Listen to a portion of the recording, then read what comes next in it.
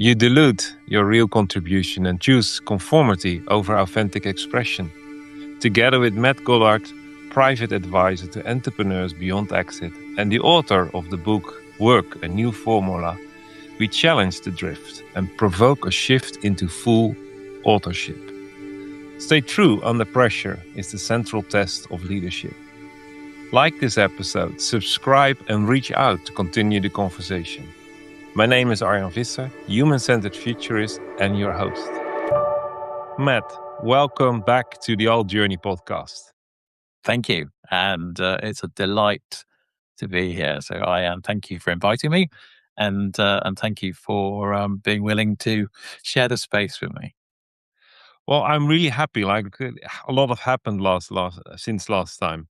You released your book W.O.R.K, and I think that was a good reason to ask you back in the podcast and talk about your lived experience, your expertise that you all brought together in a book.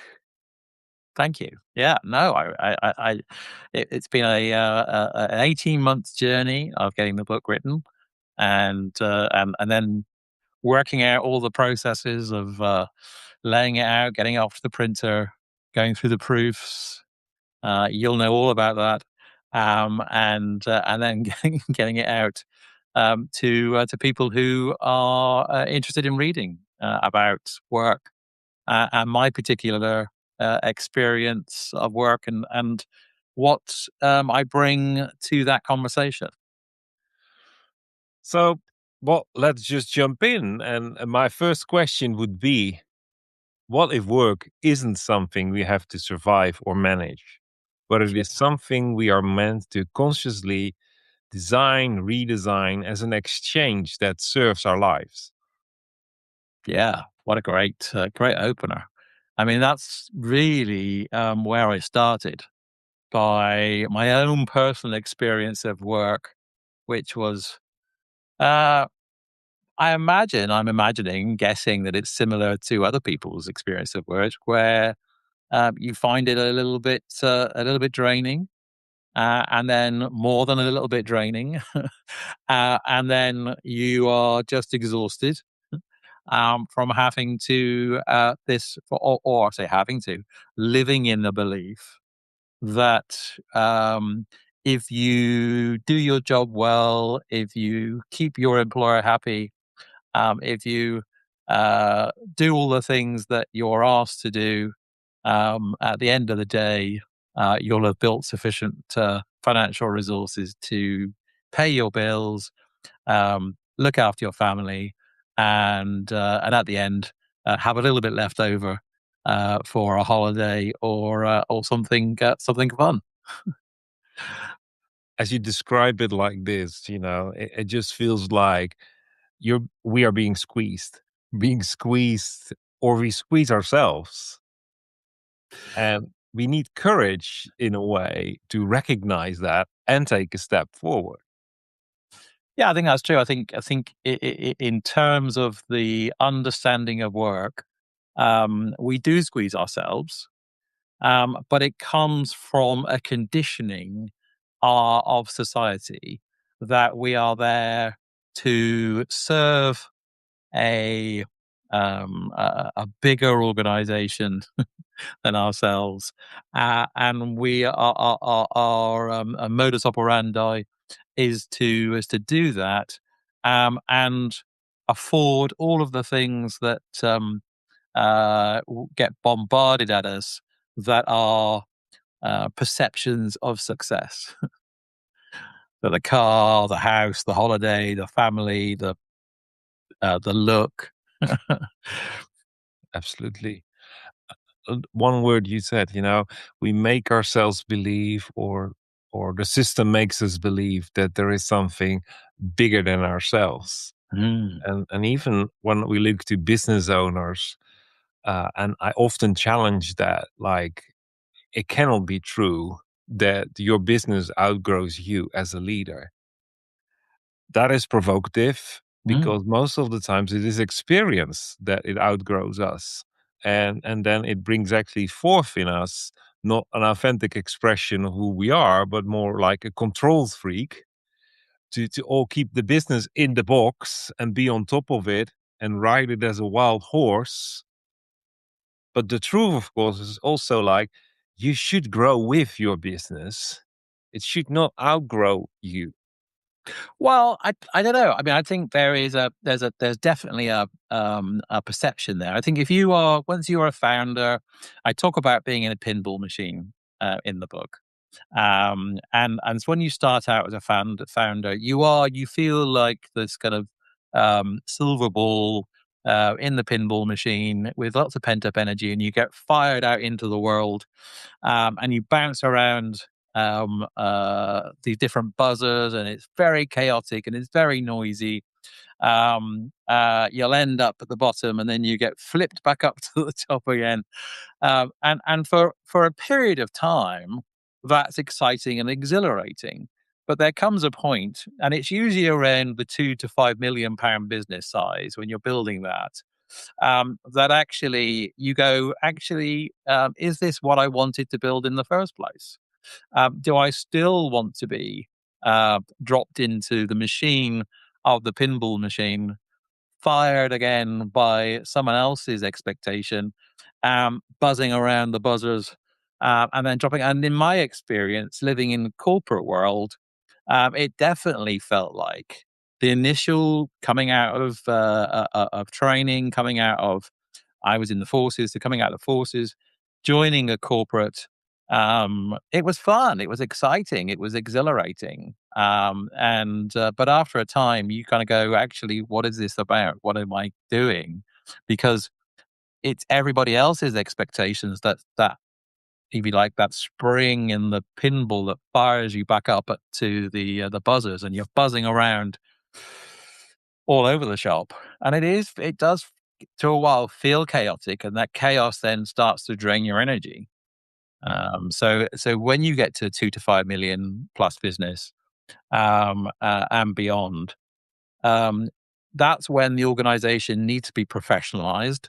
That's when you start to put process in place. That's when you start to have an MD and you have sales targets. Not that you don't have those things before that, but you have a formalized process to get through. And there are maybe shareholders expecting stuff of you. And that then becomes a different machine to when you first started out and it was all fun and exciting and you were building something based upon your sense of purpose. At that point where you recognize that it has become something, let's call it different than different, become something more than you anticipated, you prepared. And that could be misread as disappointment, Mhm, mhm. but the perspective of that he used for reflection at that point has grown as well. So not recognizing it will just hollow you out and you will have a negative experience. Hmm. Recognizing it also asks something of maturity, growing up, courage, because it's time to take a step. So, looking to your formula in the book, Mm, you say WORK, an acronym yeah. for, Mhm. if I got it right on top of my head, willingness, offer, reward, and the kind of life you desire. Yeah.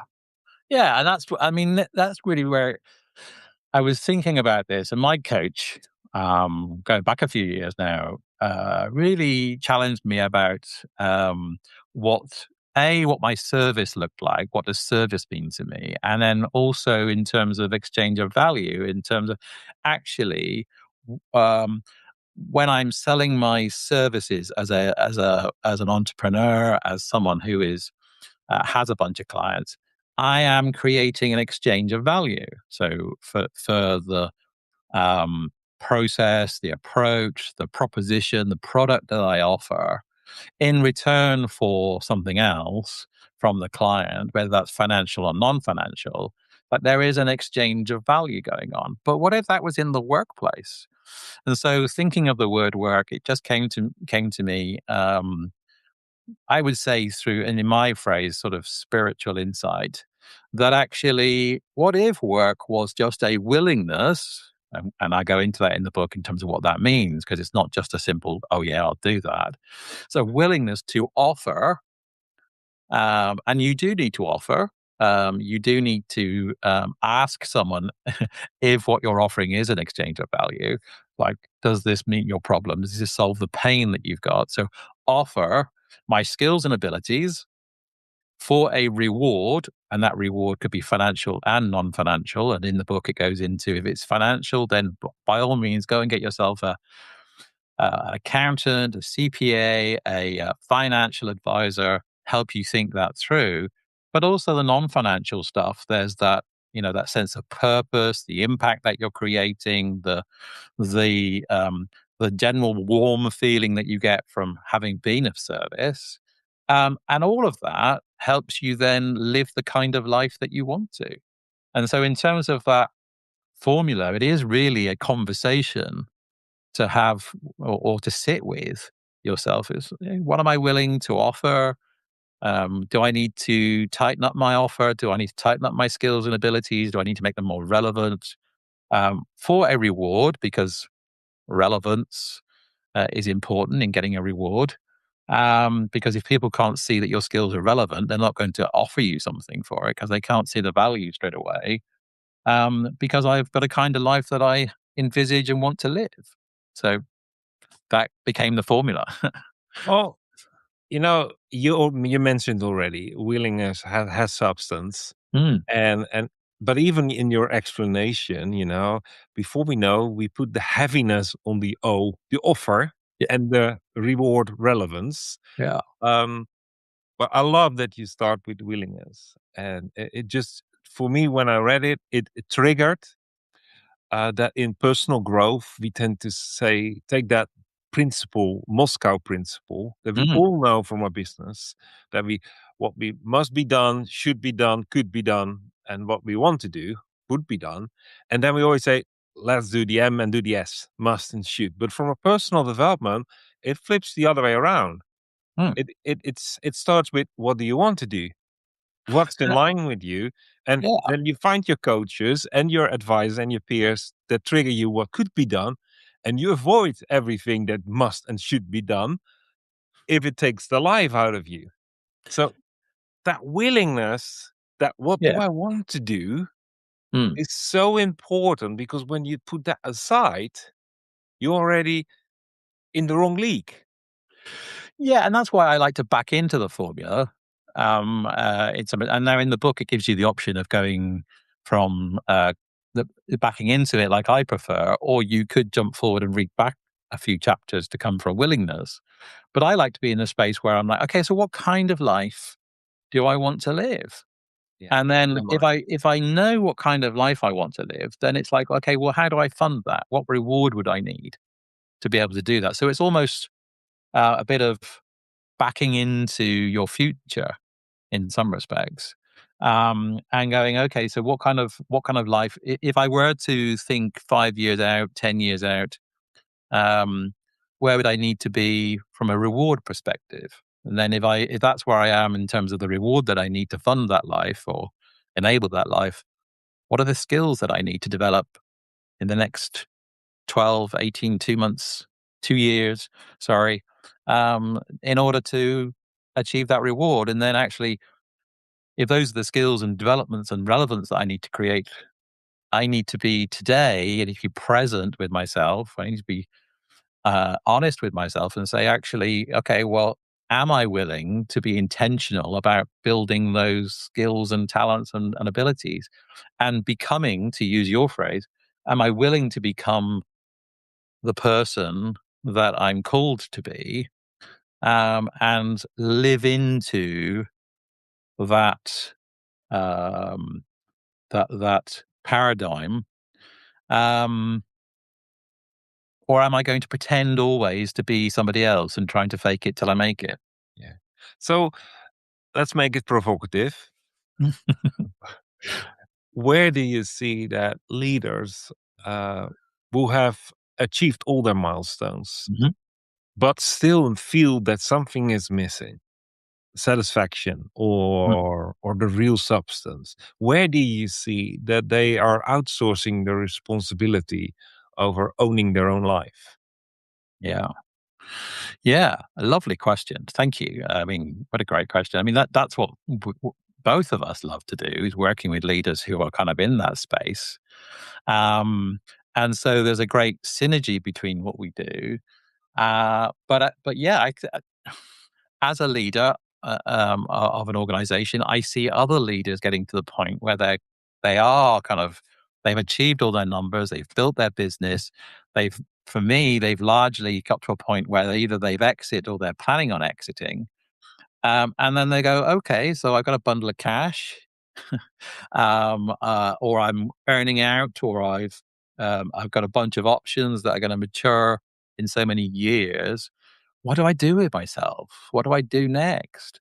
And I think the challenge there is being willing to step out of the system and ask yourselves, okay, what system do I want to operate in? Because that then gives you a clue as to kind of impact that you want to create, i.e., the skills and abilities that you want to offer. Because there's a different kind of reward that is typically around sense of purpose and being and becoming and personal identity. Um, and that then becomes the kind of life that you want to live. So yes, there are leaders that and the outsourcing goes into, okay, so if I've sold a business, I'll immediately create another one, because you're looking for that same feeling that you had when you were 5 years ago, 10 years ago, building a business. You're looking for that feeling, and it becomes a little bit of a self medicating feeling, or it can do. Or you are outsourcing it to the expectation of the marketplace or the expectation of your peers that you are socializing with, or with your sphere of sufficiency, to use a Dallas Willard word. It's like, actually, my sphere of sufficiency is, and it expects a certain thing of me. So I've got to drive the certain car, wear the, you know, wear the certain clothes, have a certain watch, play a certain game, and that you are outsourcing yourself to those marketplaces or statements that say this is what success looks like. Now, I'm not saying there is value in all of those things. I'm not decrying them, and they are lovely. But it's like, actually, for what purpose are you investing in them? Yes, yeah, yeah. So they describe, and probably we have the tendency to do the same, is you describe what you want out of it, Mm, and before you know, you have used that as a justification to buckle up, mm, instead of asking yourself the question, where to mm. does that outcome lead to? Yeah. No, it's not the end of the line, it's the beginning of a new line. And you say, like, purpose, Mm, perspective, r- it's a reasoning and mm. not a rationalization of why you are willing to invest, because this comes out and that comes out, and that is a start of where to I want to go. So you're answering the why question, the Yeah. purpose question. And is it, in terms of kind of life that I want, the kind of life could be, actually, you know what? I want to create some social good. I want to create some impact. I want to create some legacy. Or, and it could be, I want to make sure I'm there for my children or for my grandchildren. I'm spending time with my dearly beloved. For me, it'd be spending time with my wife and my children, and supporting them in their particular endeavors. Or it might be that, actually, you know what, I want to take at least 2 or 3 vacations a year and go on retreat. For me, riding a motorbike, or fishing a river, or doing those kind of lovely things. Um, all of those things come into the kind of life that you want, which then helps you think about, okay, well, if that's what I want to do, what kind of reward do I need to enable that? So how does that influence figuring out what your true offer is? Well, maybe you've spent decades of wearing a corporate mask and delivering something that's up or exceeds expectation. But when I got more clarity around what I'm willing to do, because I know with the end in mind, what kind of life I want to continue with it, how does that define what my true offer is? Yeah, lovely questions. So in the book, there are lots of extra bonus bits of material that you go through the book, and then you can go into the website, find different exercises to do and different things you can do. And there's two ones I wanted to put out to answer that question. And one is the push me, pull me exercise, and that is really asking yourself, um, are you pushing yourself towards work, or is work, in that wider sense, pulling you? Are you do you feel as though you are being pushed by someone else's expectations or someone else's perspective of who you should be, not who you have become or are becoming? Um, or are you being pulled towards creating an impact or a legacy or a kind of life? And then in the exercise, it helps you to look at those two different perspectives and ask yourself some personal questions of analysis.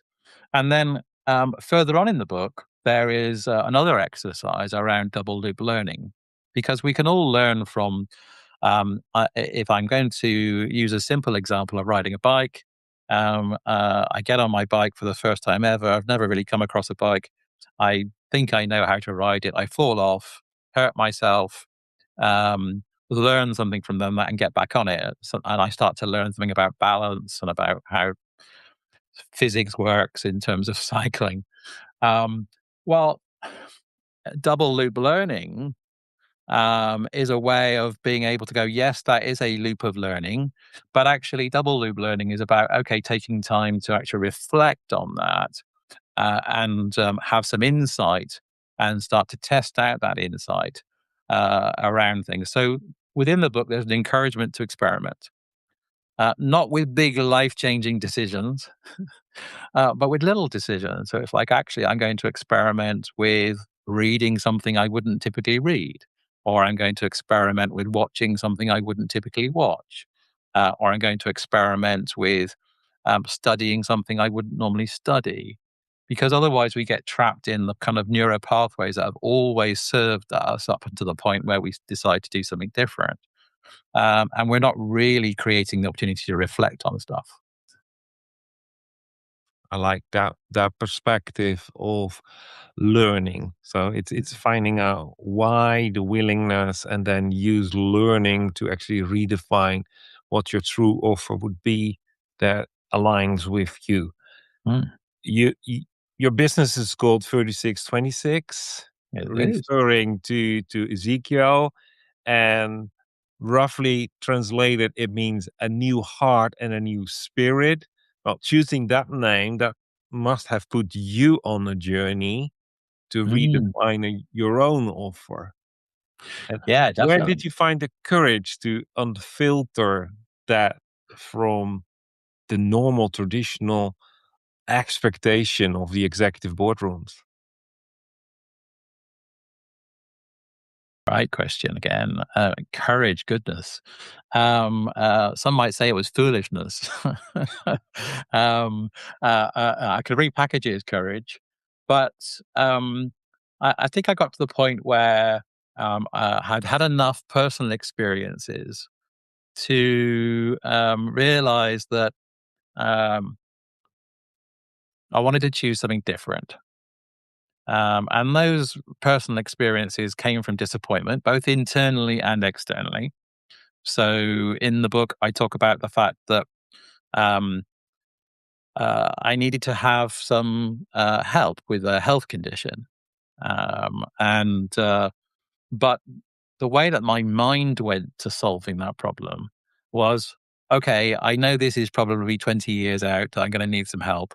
I'm going to work my socks off to build enough resources so that actually come the day that I need some help or I'm unable to work or something terrible happens to me, there is a storehouse for my family. And the Bible talks about a guy who built up a whole bunch of storehouses. Um, and he's referred to as a fool because actually he's built up those storehouses, and suddenly he doesn't get to enjoy them, because he is working from a personal endeavor. He's not co-laboring with God, with the world, with creation, I should say. It is all about self and ego. And in my sense, yes, it's a lovely thing to care for your family, but I was trying to do it in my own strength, and that almost became a self-fulfilling prophecy because it nearly killed me in doing that.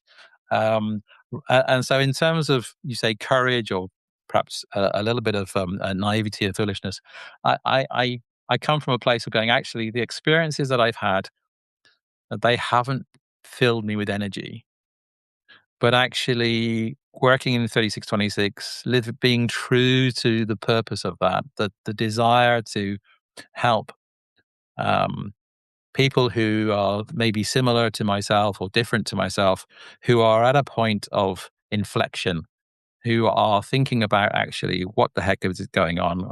I look at the world and it looks very chaotic. What can I do?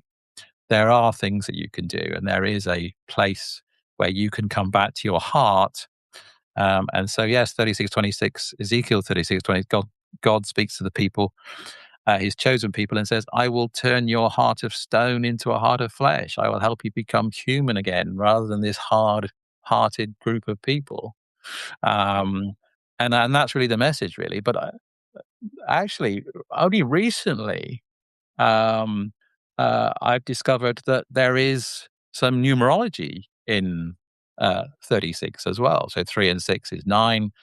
Uh, 9 has a particular special place in the world in terms of provision and resources and giving and enabling. So that kind of surprised me. But it was a Yeah. kind of byproduct, really, more than anything, any particular intellectual thinking about it. Well, I think it connects, and it's not, we're not drifting away at all from the subject, which is actually you behind the book and your leadership and your journey in it. And you mentioned earlier, the reward, Mm, and traditionally we could just put the reward aside, like that's the compensation for my time and effort. So actually that makes it a positive mm, calculation of why I'm doing this. But that doesn't hold when we say no.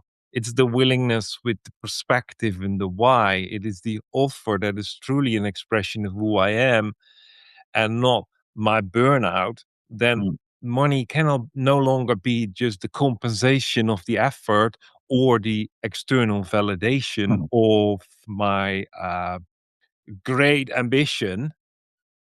So you need another metric Yeah, for the brain to not just get lost.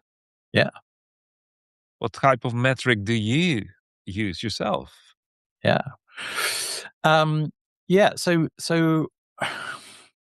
this has been the kind of journey that we've been on in 3626, is moving away from selling time, and thinking about the value that we're creating. And in the book, I invite people to think about it in their workplaces by keeping their own personal record of both indirect and direct value that they're creating in terms of a metric. And that could be both from a financial perspective or a non financial perspective. So, actually, if you are a problem solver and you've helped a bunch of colleagues and peers solve problems consistently, there's value in that exchange, not only for the individual that has a problem solved, but also for the organization, in that um, people aren't leaving the organization and going through a ton of churn, which is costing the organization both time and money. So there is indirect value in what you do. There are other metrics around sense of purpose in terms of actually, am I creating a a systemic impact that is disrupting the perpetual need to kind of prop something up. And I used I used an example the other day. I was at a conference, and it resulted in a slightly unfortunate naming of me of the Donkey Man. Uh, Okay. and I'll explain that to you. It's like I was trying to explain the situation where I was like, actually, if you are wanting to create an impact, and let's say, for instance, you run a donkey sanctuary, just as an example, you are saving incrementally donkeys by not only what you do, but the grant applications that you make and the support that you get from people who share that value but don't have the time to be able to do it. And so they'll give you their financial resources to enable you to save donkeys. But what if you were to actually change the system that decided to use donkeys in the first place? So, for instance, if you were to invest in something that enabled people to transport their business, their work from their factory to the marketplace without using a donkey, then actually you've disrupted the system such that actually you've saved potentially millions of donkeys just by that investment because actually you've disrupted the system. Yeah. And so there are opportunities for us to create sense of purpose, but also to create a new system in which offering our skills and abilities and talents create a reward, in this case, saving millions of donkeys, because the kind of life I want to live is in a world where, let's say, donkeys, for that expression, aren't being misused or mistreated in a way, and so actually they get to live their lives in a different way, which is more well-being. Hence, I got denoted or referred to as the Donkey Man because Yeah. my experience, or at least my example. But do you see where I'm coming from in that example? Is actually you do get to use your skills and abilities to create a reward, that sense of disrupting something, to live in a world where whatever that thing is disrupting is no longer perpetuated. What I hear in the example of the donkeys, like it was your choice to use that example. Yeah, I know. But what I hear is that there is something connecting in what matters to you and matters to someone else. And in the connection and what matters to you, we tend to express that as what are our values. Well, when we live our own values, it becomes more that there is an expression of what matters to us. When that's connected, that's what I hear in your story, connected to what matters to someone else, then your values become value for someone else.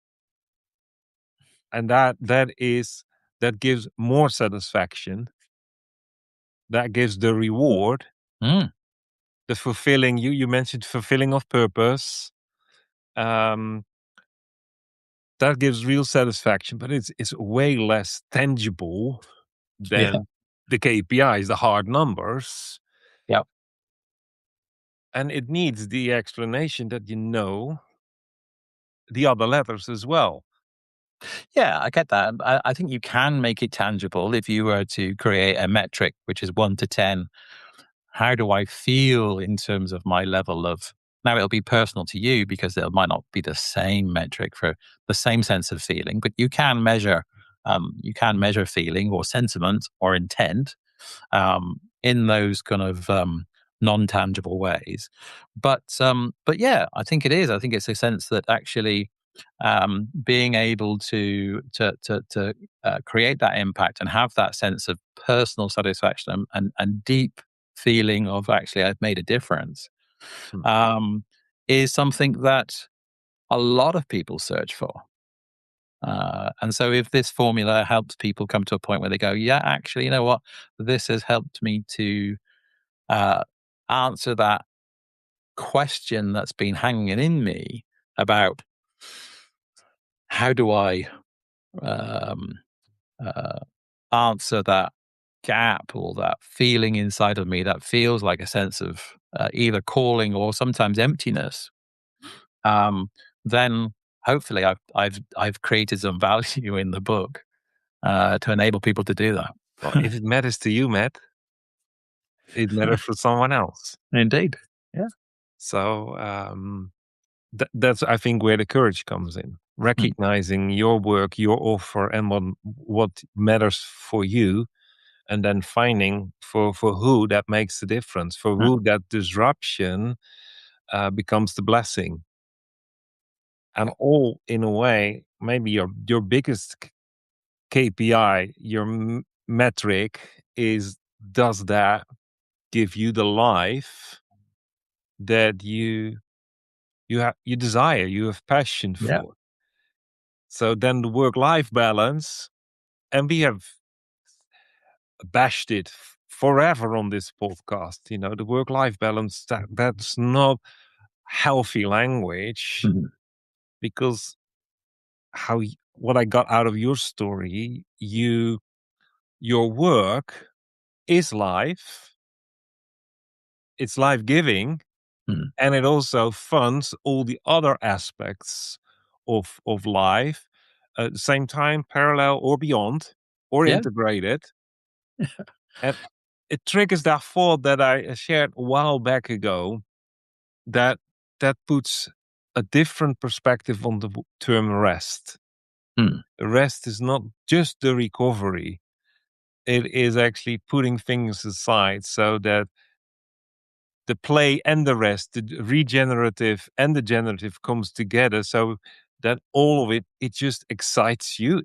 It fuels your new ideas, your creativity, solutions that were normally missed, headspace. All those words come together when I think of what type of life could happen when it starts to align. Your busyness starts to align with what you are doing, living. Yeah. So how does that must be an enormous impact on daily routines, environments we create, we hold as a leader. Yeah, I think that's true. I think in terms of kind of life, the book talks about what rhythm do you want in your life? Because what I've noticed, and I don't know about you and others who are perhaps listening notice, is that you might get to the end of a half year or end of a quarter and say to yourself, you know what, I feel tired, I need a rest.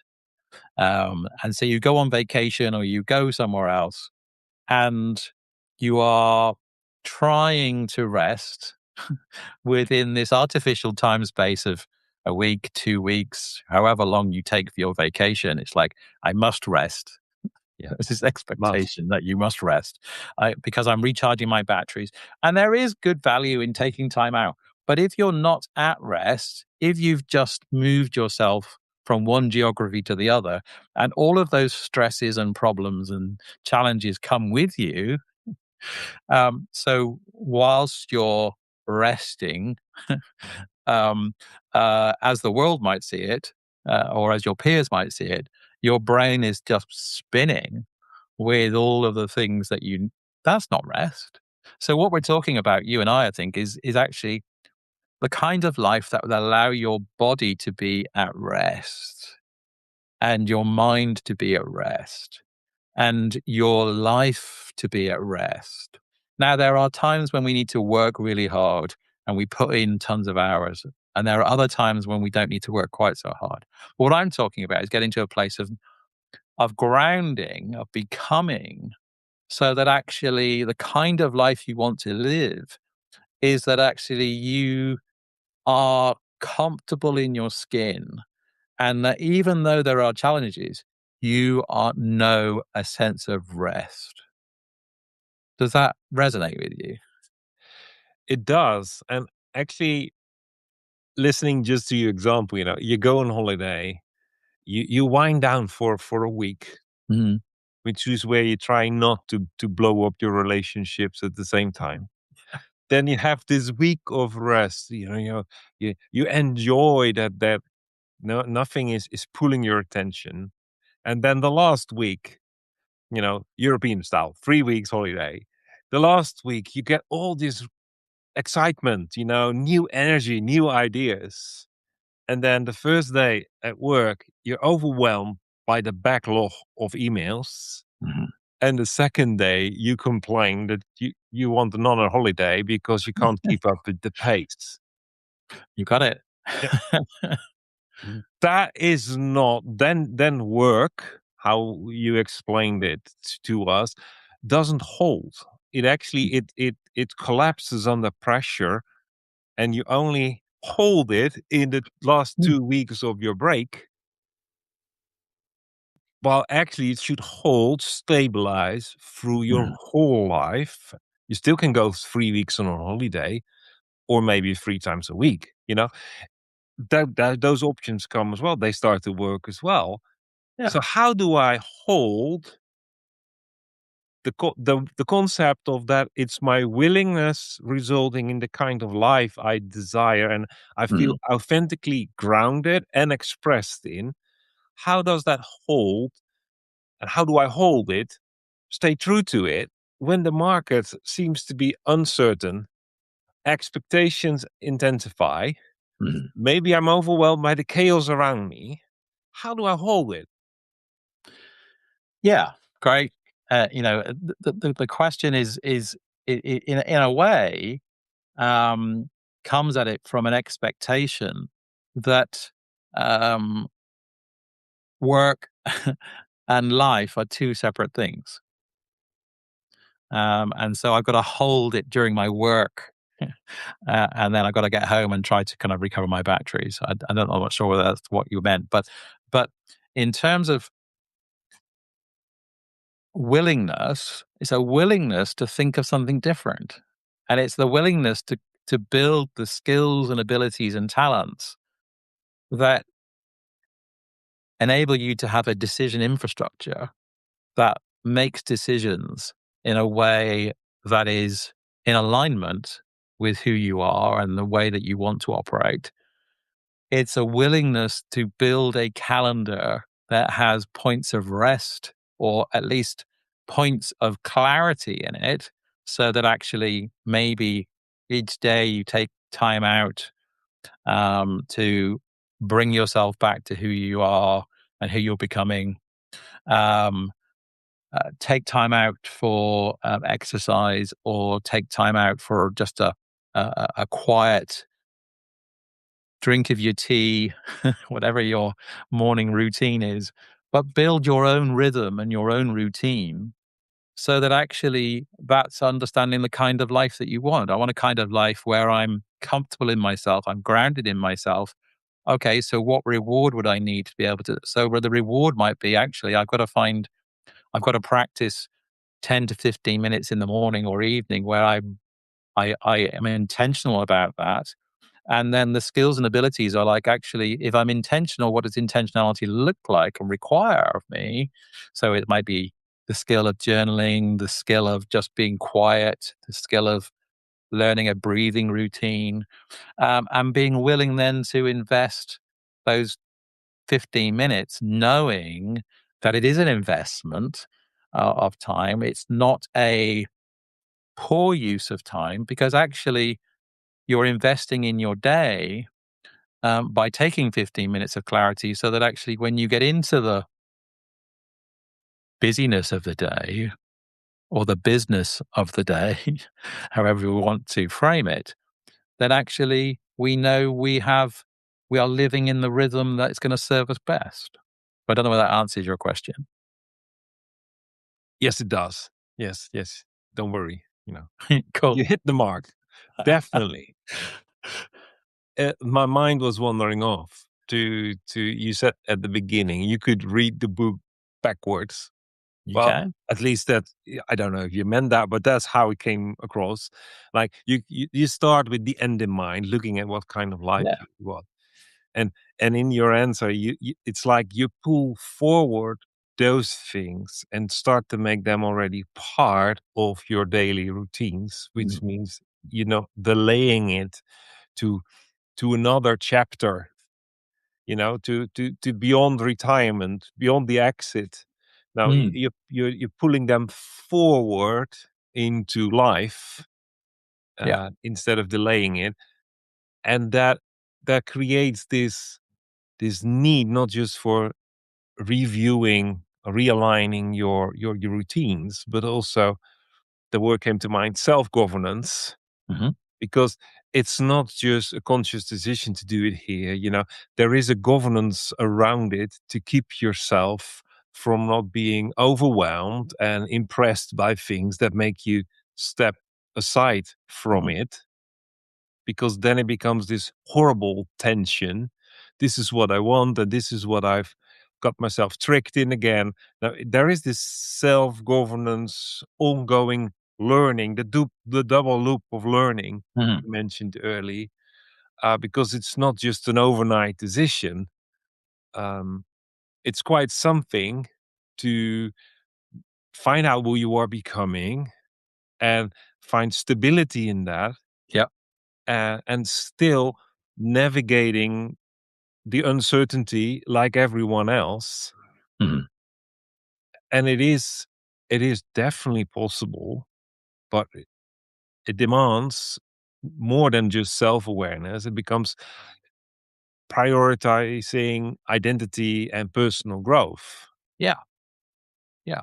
I mean, a perfect example in the book. There, I've created a number of fictional stories, and they're there as the examples to help people who may struggle with, um, let's say, building a picture in their mind, using their imagination.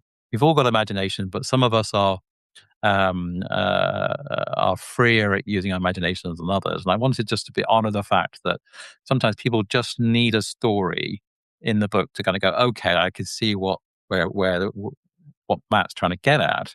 But I'll read you one if I may, which is about the motorcycle magician, and it's towards the back end of the book, and it's a fictional story, but it's based upon what I've noticed in people who deliver excellence.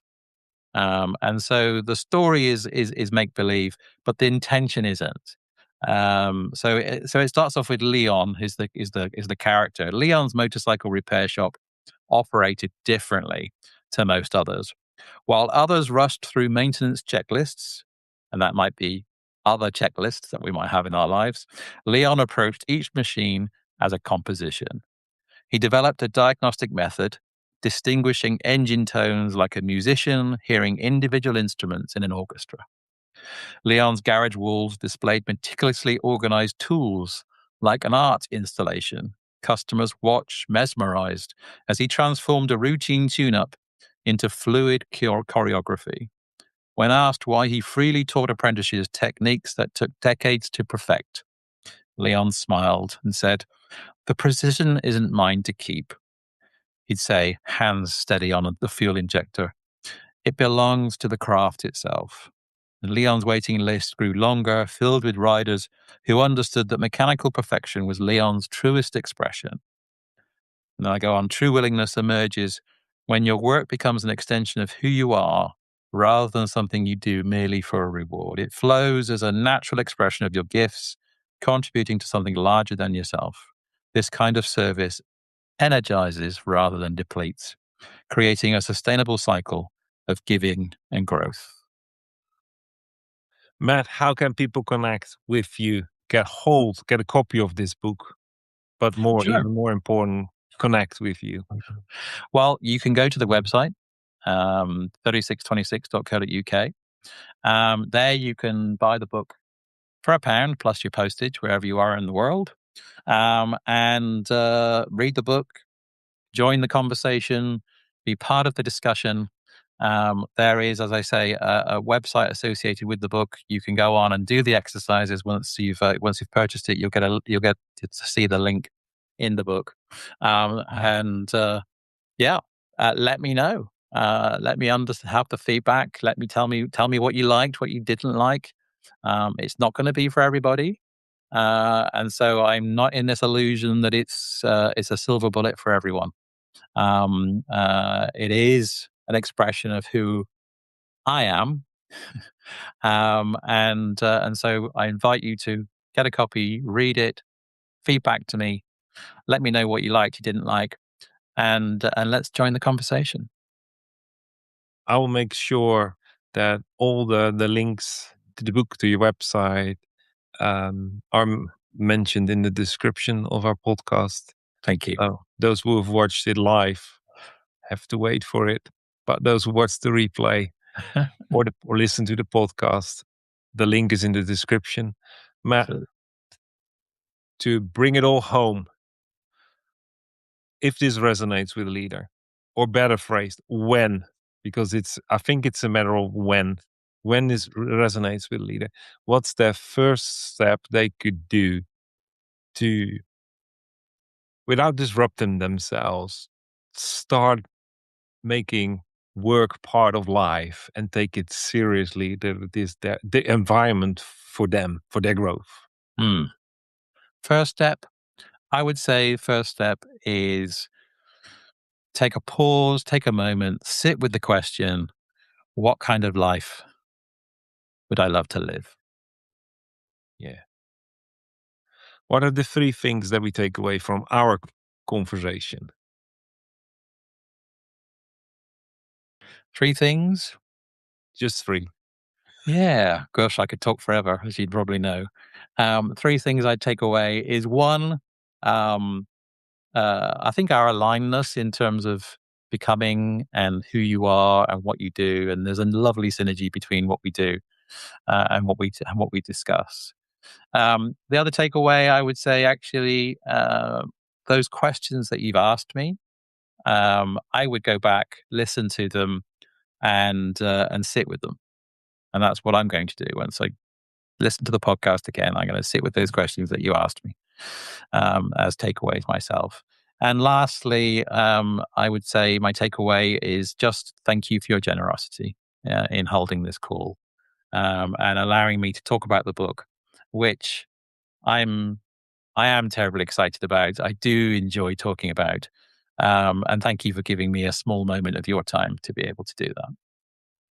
Well, you're most welcome. And I love how you have brought work back into life and not seeing it as something that we have to survive or escape or maximize or control.